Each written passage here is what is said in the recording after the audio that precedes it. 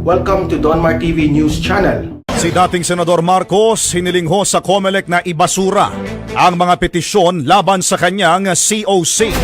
Nagsumiti ang kampo ni dating Senador Ferdinand Bongbong Marcos Jr. ng unang sagot nito sa Commission on Elections kaugnay sa mga petisyon na humihiling na maibasura ang kanyang Certificate of Candidacy para sa pagkapangulo.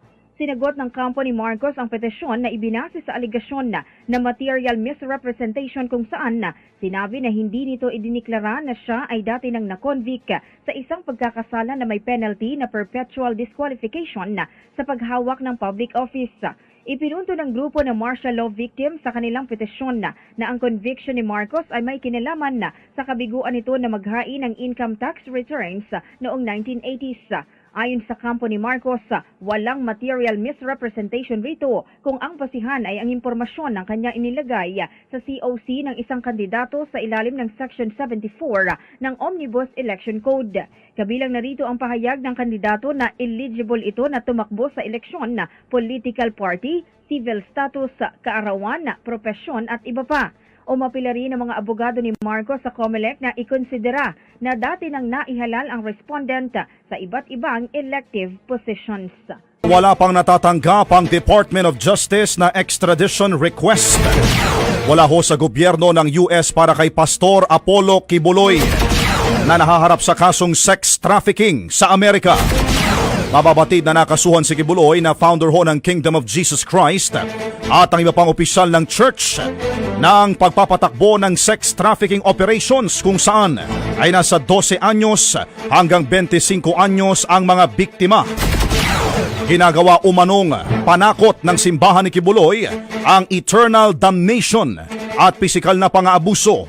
Samantala naniniwala naman ang kampo ng televangelist na paraan lamang ito ng ilan para pabagsakin si Kibuloy. Iginit nila na mayroon silang tiwala sa proseso ng hustisya at umaasa na mananaig ang katotohanan. Umapila si presidential aspirant Leody de Guzman kay Pangulong Rodrigo Duterte na tutukan ang paghuli sa supplier ng cocaine ng isang presidential candidate. Inihag ito ni de Guzman matapos sabihin ng punong ehekutibo na gumagamit ng cocaine ang presidential aspirant na hindi naman ito pinangalanan. Ayon kay de Guzman, nakatitiyak siya na kilalang kilala ng Pangulo kung sino ang supplier ng nasabing kandidato. Iginit pa ni de Guzman na imbes na ichismis ay dapat ipahuli at iparehab na lamang ng Pangulo ang tinutukoy nitong presidential aspirant. Sa isa namang hiwalay na pagtitipon, tinawag ni Pangulong Duterte na isang spoiled child at mahinang pinuno si presidential aspirant Bongbong Marcos. Nako! Ang katandem ng kanyang anak na si Vice Presidential Aspirant at Davao City Mayor Sara Duterte. Nako! Ginawa yan ng Pangulo sa harap ng local leaders sa Calapan City sa Oriental Mindoro kagabi.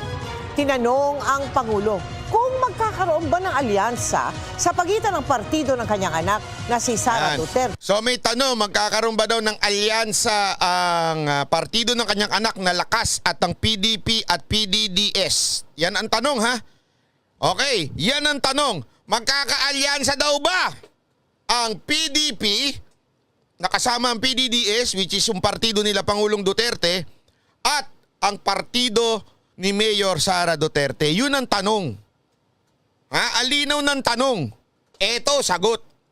Na Lakas CMD at kanyang partido na PDP Laban at PDDS. Ang sabi ng Pangulo, hindi raw dahil naroon si Bongbong Marcos. Ayan na, lantara na ho. Hindi, hindi at hindi. Hindi kami makikisama dyan dahil nandyan si Bongbong Marcos. Wala nang mas didiin pa kung hindi yan. Ulitin natin, si Pangulong Duterte nagsabi niyan. Kayong mga tanso, sa pamamagitan ng mga vlogger ninyong emosyonal, babaloktutin nyo na naman nito, sasabihin nyo na naman si Go ang merong pakana nito. Dahil hindi nyo kayang tapatan si Pangulong Duterte, lagi nyo tinutulak si Go, sasabihin nyo, kinontrol lang ni Go. Ano ito? Sinabi na keso, ito ang dahilan nito mga to ang sinabi nila ay kesyo daw, mali na naman ang feed nila Senator Go, kay Pangulong Duterte. Ano kala nyo kay Pangulong Duterte? Hindi marunong mag-research? No, I cannot because nandyan si Marcos. Hindi ako believe sa Munti ka na nga maano yung babaeng nagtanong eh. Oh, nakapula pa man din siya eh. Ay, joke lang. Hindi ko, ewan ko kung Marcos siya. PDP siya, PDP ata siya. really a weak leader. Weak leader, weak. Kaya ako sabi ko, totoo yan, hindi ako naninira ng tao. Talagang weak. Kasi spoiled child, only son. Spoiled child! Dali, ang bagay dito, ito. Lagyan natin ng spoiled child eh.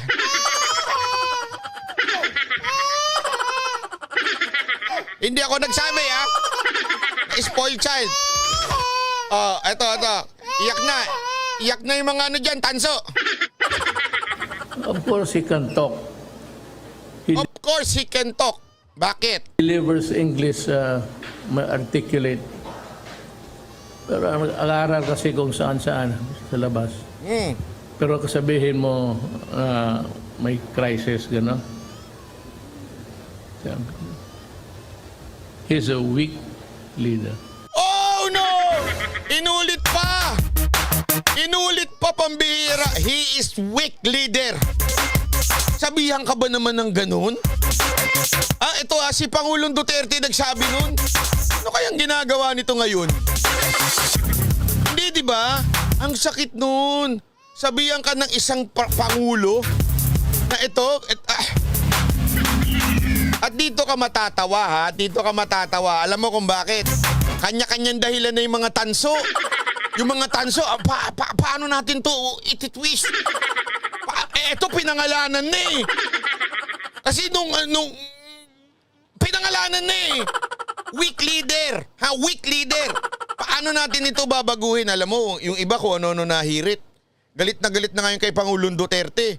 Kesyo daw ulyanin na, kesyo naman kanor na, ganyan-ganyan na yung mga hirit.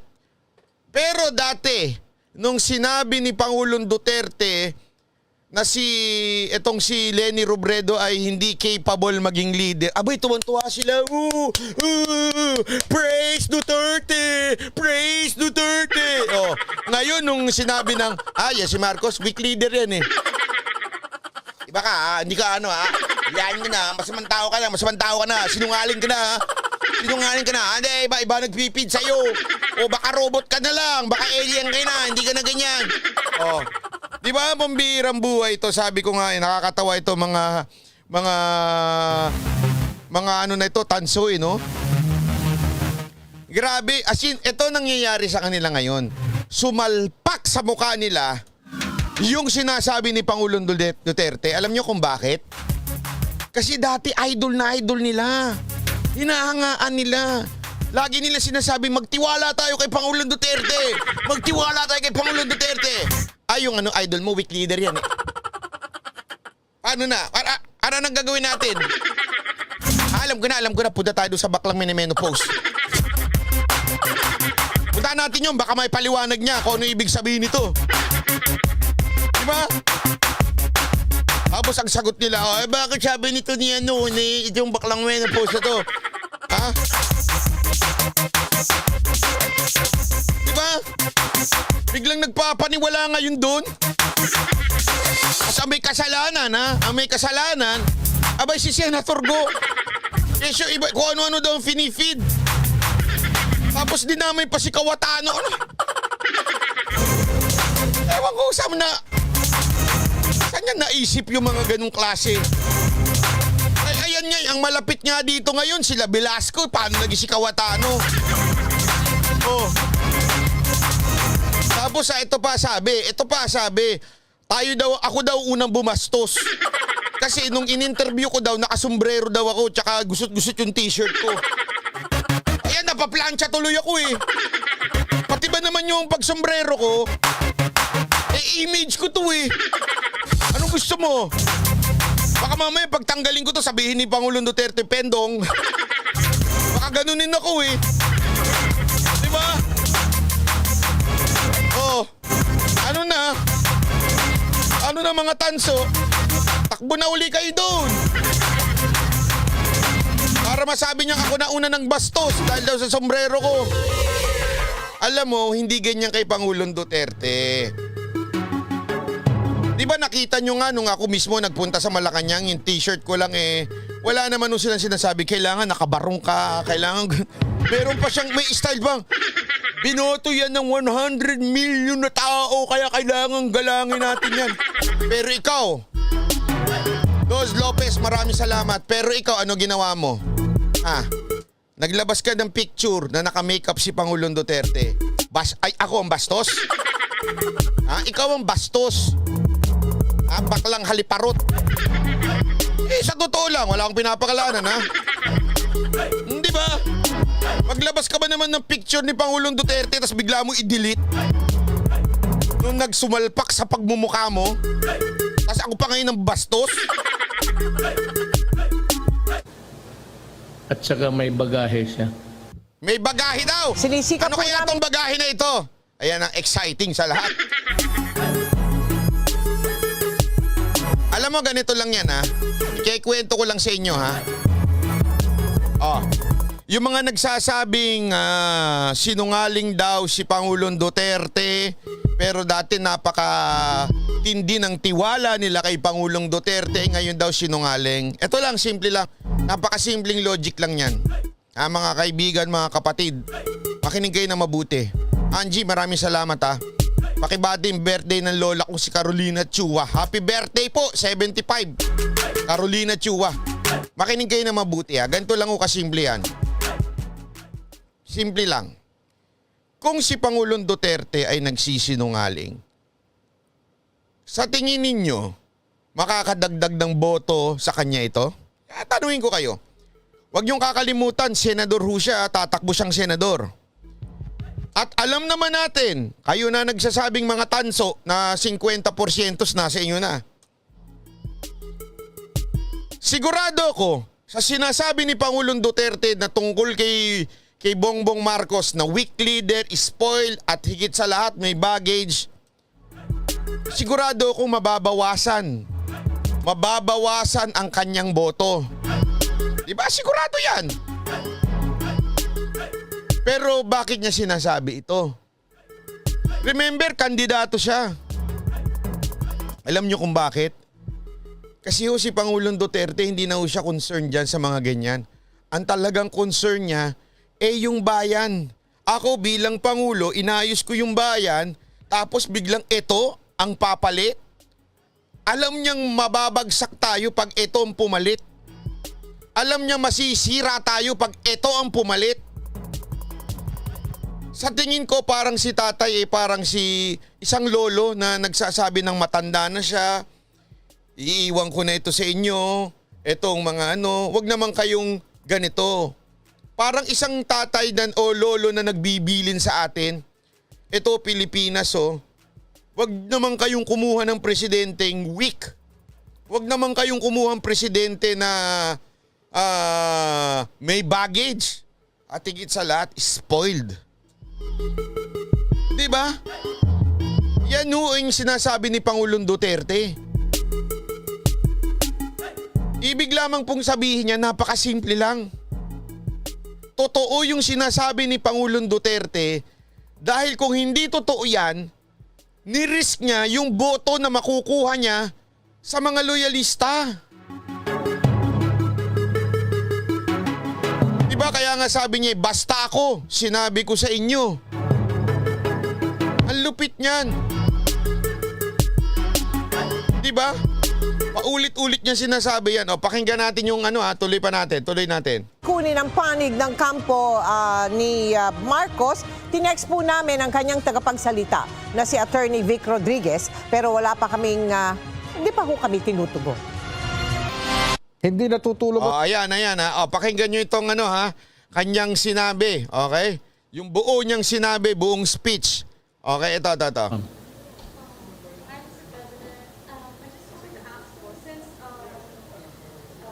Senator Bongo is now with PDDS. Hmm. And then Sarah is with Lakas. CMP. Yes. And then most of us here are with Lakas. PDP. Is there going to be a coalition between PDDS, or PDP with Lakas CMD? No. No? No, I cannot because nandyan si Marcos. Isipin mo ito, napakatindi nito.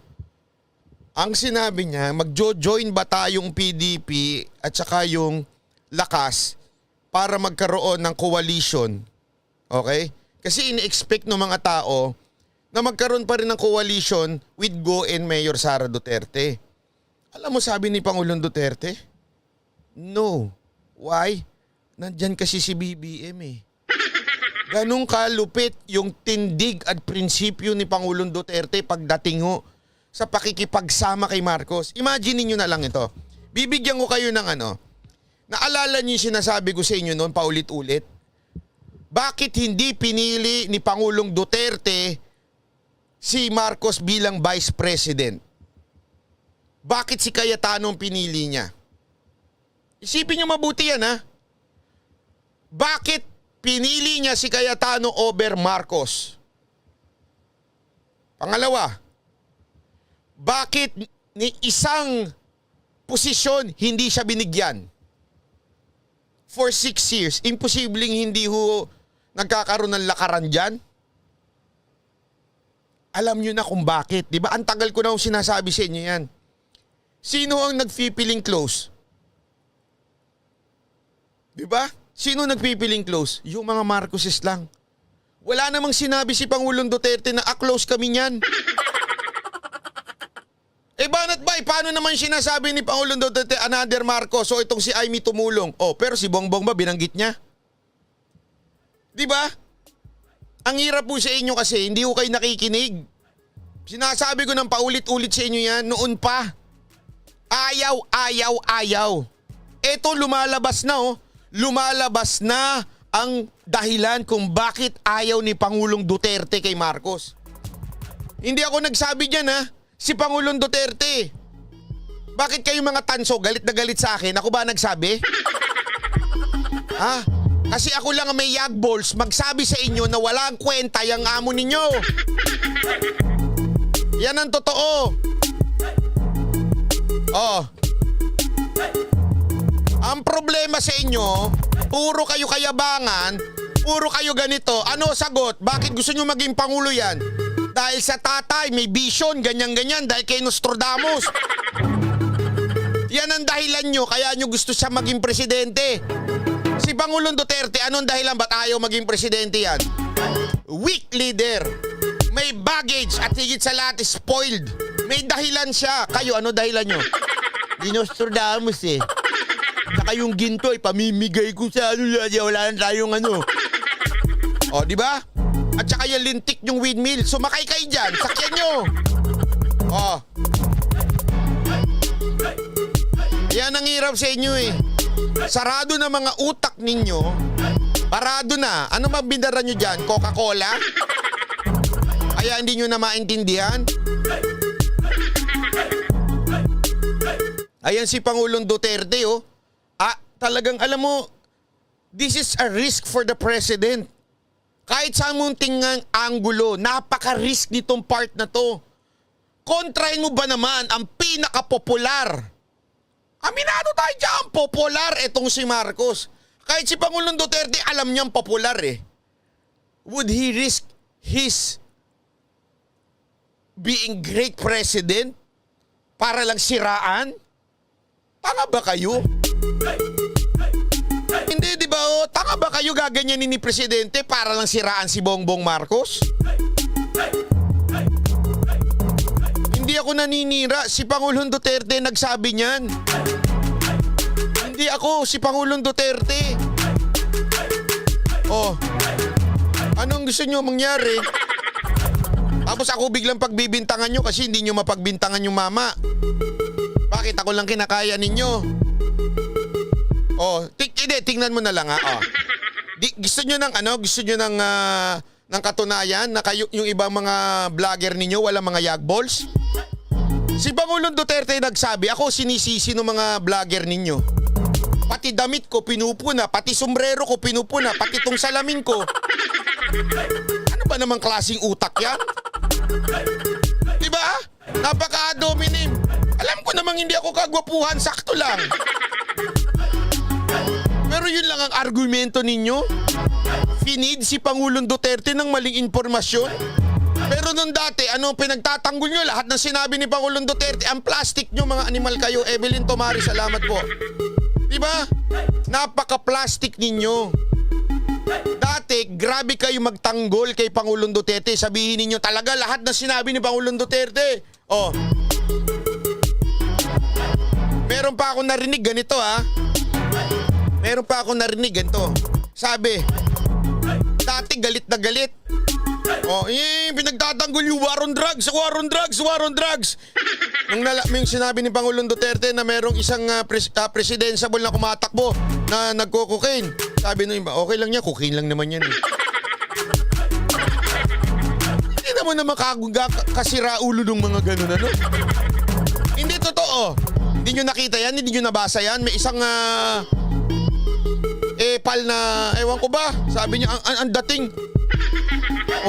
Okay lang yan kasi cocaine lang naman yan. Pero dati, war on drugs, walang EJK. What's the extrajudicial killing? Lahat ng pagtadangkol sa EJK, talagang pinagtanggol si Pangulong Duterte. No ngayon biglang, cocaine lang naman yan. Hindi naman niya shabuk, okay lang yan. Grabe, ganyan kayo kabulag. Hindi ba kinahihiya sa ano nyo? Sa lahi ninyo, sa tatay ninyo, sa nanay ninyo? Sobrang bulag ninyo.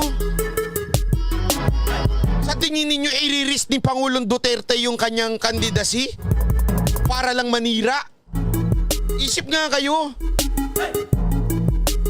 Isip kayo maigi. Hindi ako believe sa he's really a weak leader. Kaya ako sabi ko, totoo yan, hindi ako naninira ng tao. Talagang weak yan. Kasi spoiled child, only son. Of course, he can talk. Alam mo, ito. Natawa pa ako nung pinost ko to, may nag-comment. Hindi naman si BBM yan eh. Hindi daw si BBM yung weak leader. Adali Joel Zuliger, salamat po. Thank you very much. Sa Zuliger, Oregon, USA. Ganun sila ka, isipin mo pinost ko ito ha. Ang sagot ng isa doon, hindi yan si BBM, iba yung sinasabi ni Pangulong Duterte. Binanggit na nga, hindi pa. Ganun kabulag.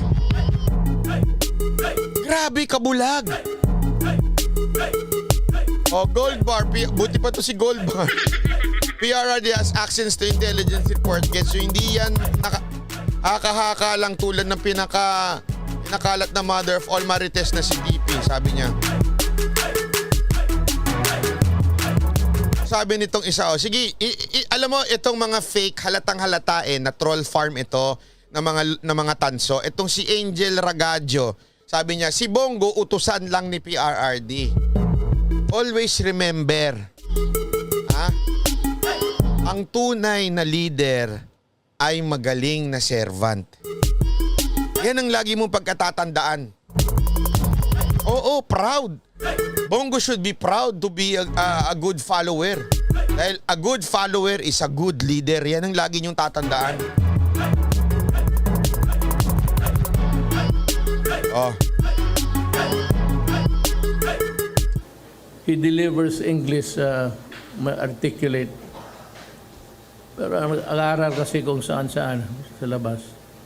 Pero kasabihin mo Sandali, pansinin natin tong kulang sa aruga. Sabi nitong isang to, wala ka maloloko, mababa pa kay Lenny over voters ni preference ni Bongo.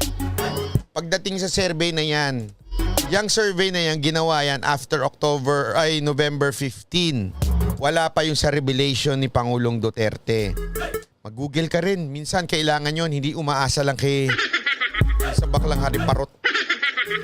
Minsan mag-google din. Minsan kasi umaasa lang kayo dun sa mga vlogger nyong mga ampaw eh.